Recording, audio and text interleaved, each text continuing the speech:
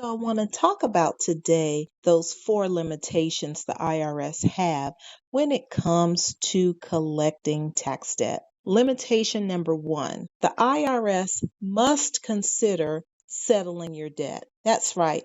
We're talking about that offer in compromise. I know I talk about it a lot on my podcast. I talk about it to a lot of people when they call in talking about, oh, I'd like to settle my debt for pennies on the dollar. I hate the term pennies on the dollar, but that's the way a lot of people recognize it. But that offering compromise. And yes, the IRS, they are indeed authorized to settle tax debt for less than what a taxpayer owe. In fact, they have to listen to your offer. They have to take it under consideration if you present them with an offer. But as I've spoken about many times, be careful because everyone does not qualify for the offer in compromise. The IRS, they have very rigid guidelines.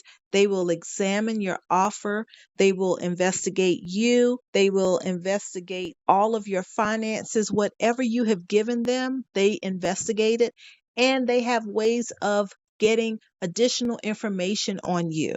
Okay. So they just don't give out these offers like candy. They look at your household income, your asset values, your living expenses, and then they're going to determine if they can collect the full amount of what you owe or even a part of what you owe. In most cases, to get an offer in compromise accepted, the IRS needs to be convinced that you will never be able to full pay the amount you owe. So think about all of that before you even bother to submit an offer in compromise. Usually, you are going to need help, professional, licensed help, when it comes to trying to settle your debt for a lower amount. Okay.